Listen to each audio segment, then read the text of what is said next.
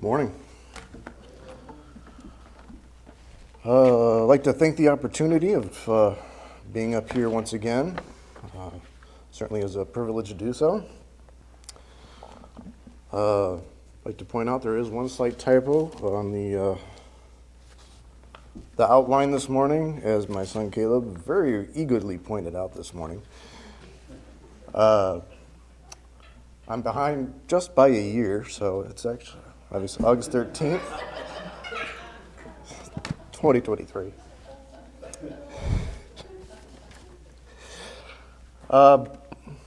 Get to the topic at hand.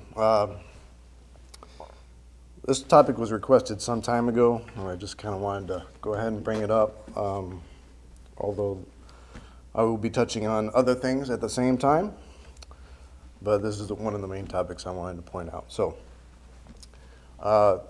sadly, at my former secular workplace, for those who don't know, I was in the casino industry for a bit.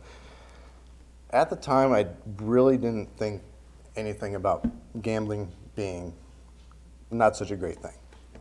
It was just a job at that time. But the longer I was there, the more things I was realizing and thinking, why am I still here? In general, the entire place full of sin, consumption of alcohol, the way people were just carrying on in general. I was just simply there for well too long. It's actually one of the good things that COVID brought along. It gave me a really good opportunity to move on to what I'm doing now. While I was there, I was just kind of thinking, why were they coming there in the first place? And just thoughts spread through my mind. One is may have been entertainment purposes. My version of entertainment is playing a good game of Pac-Man myself. Others for the fact that they just didn't really have anybody to spend their time with.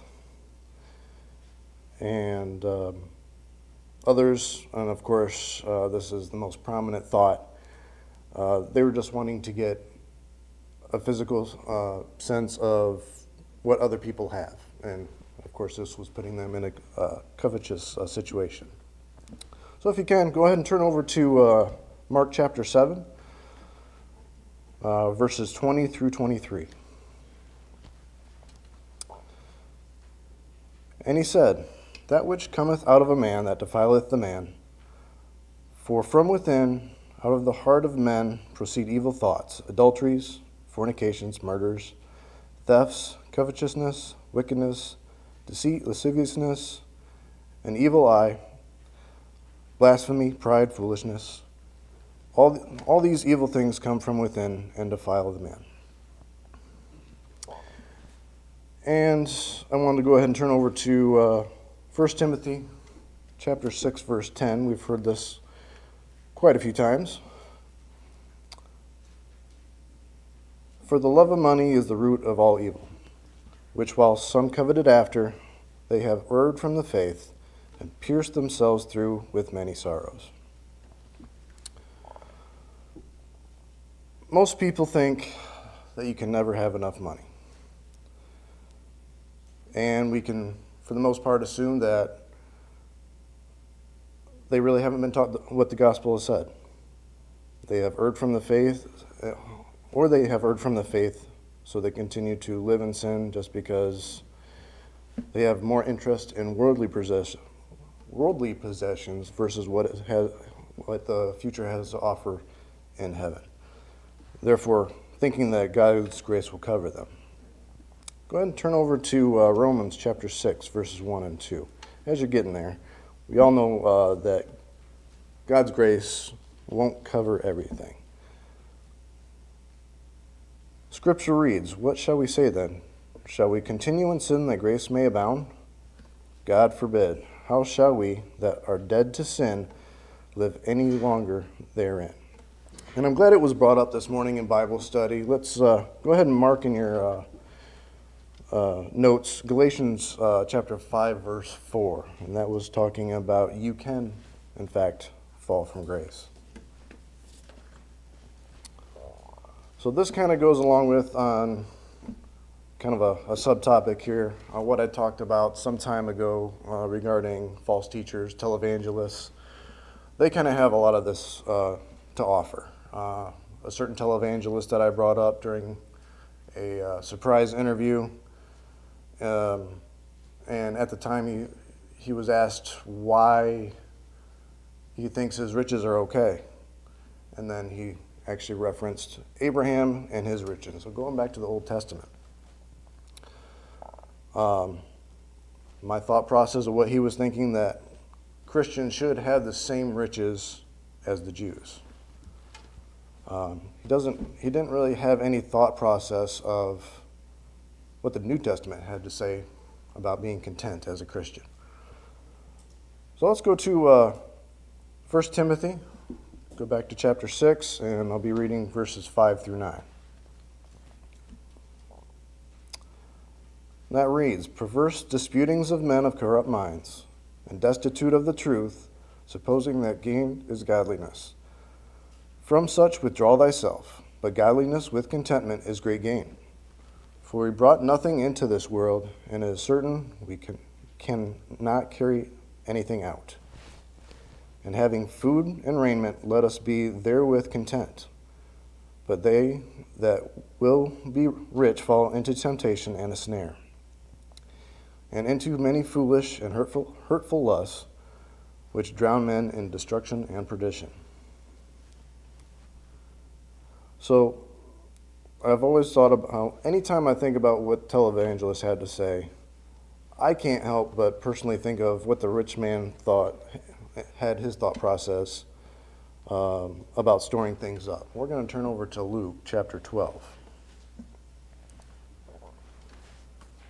Luke chapter 12, verses 16 through 21.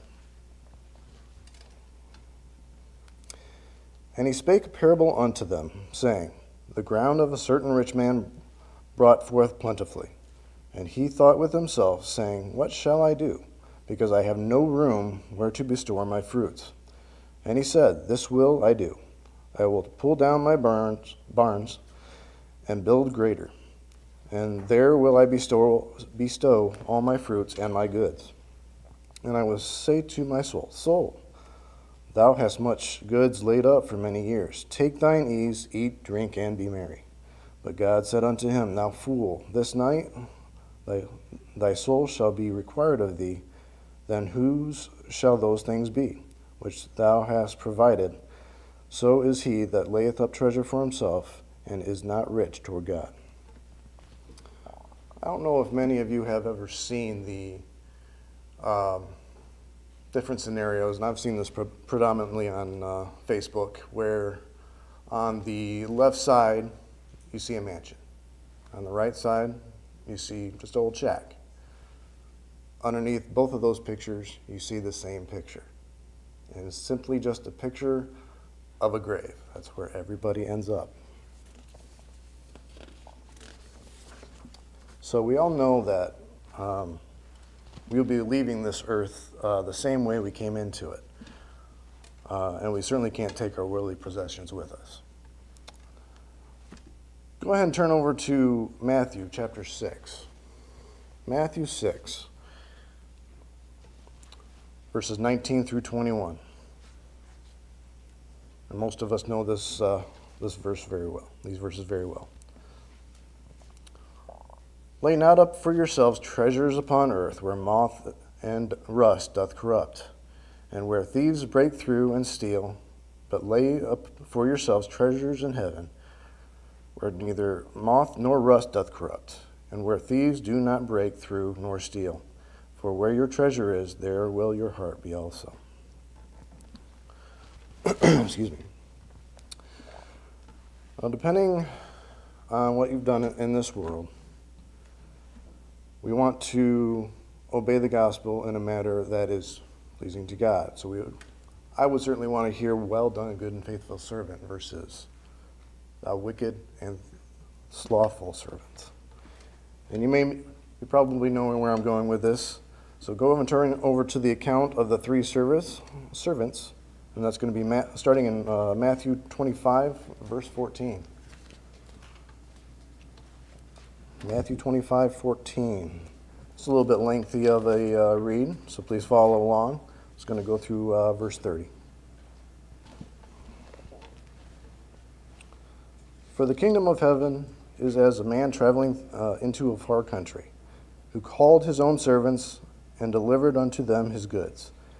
And unto one he gave 5 talents, to another 2, and to another 1, every man according to his several ability, and straightway took his journey.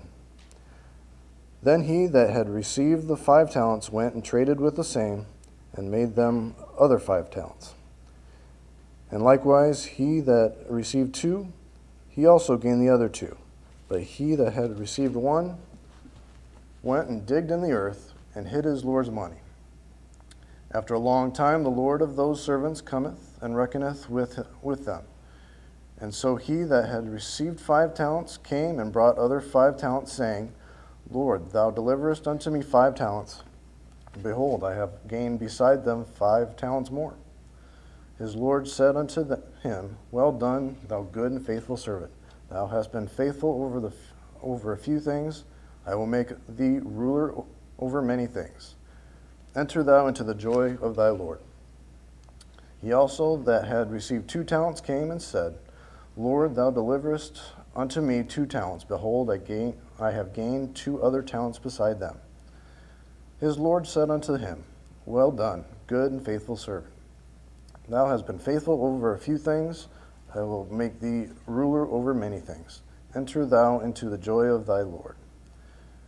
Then he which had received the 1 talent came and said, Lord, I knew thee that thou art a hard man, reaping where thou hast not sown, and gathering where thou hast not strawed.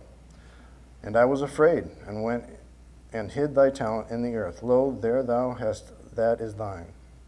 His Lord answered and said unto him, Thou wicked and slothful servant, thou knewest that I reap where I sowed not, and gather where I have not strawed. Thou oughtest therefore have put my money into the exchangers, and then at my coming I should have received mine own with usury. Take therefore the talent from him, and give it unto him that hath 10 talents. For unto every one that hath shall be given, and he shall have abundance, but from him that hath not shall be taken away even that which he hath. And cast ye the unprofitable servant into outer darkness. There shall be weeping and gnashing of teeth. So the point of all of this is that we need to work hard for our money, not try to do it with other means. We're going to go ahead and go over to 1 Timothy chapter 5, verse 8. 1 Timothy 5:8. Brought this up a few times. But if any provide not for his own, and especially for those of his own house, he hath denied the faith and is worse than an infidel. Gambling, along with false teaching, is in fact sinful. It's based on people who are looking to get ahead quickly. They want a sense of power, or a combination of both.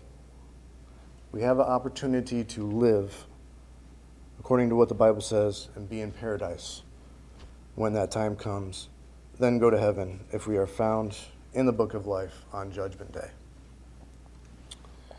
So many people and denominations take things away from what the Bible says, and in addition to that, we don't want to add to it either. Listen to Revelation chapter 22, verses 18 and 19. For I testify unto every man that heareth the words of the prophecy of this book. If any man shall add unto these things, God shall add unto him the plagues that are written in this book. And if any man shall take away from the words of the book of this prophecy, God shall take away his part out of the book of life, and out of the holy city, and from the things which are written in this book. I certainly don't know about you guys, but I would have loved to hear what the thief was thinking on the cross when he was next to Jesus. When you bring up Luke chapter 23, verse 43, he was going to be in paradise with Jesus. And that simply would have been an amazing thing to hear. So, in conclusion, we always want to work hard in this world, be content, and do the best we can as Christians. I wanted to go ahead and bring up the invitation. The invitation is always open, and that is what the gospel has to offer. The gospel is hearing the gospel, Romans 10:17, believing that Jesus is Christ, the Son of God, John chapter 8, verse 24. Repent of your past sins, Luke 13:3 and 5. Confess that Jesus is Lord, Matthew 10, verses 32 and 33. Be baptized for the remission of sin, Acts 2, verse 38. And then continue to be faithful as you walk a Christian life. If there's anybody here that is not a Christian and you would like to become one today, please come forward. If there's anybody here that is needed of the prayers of the Lord's church, please come forward as we stand and sing.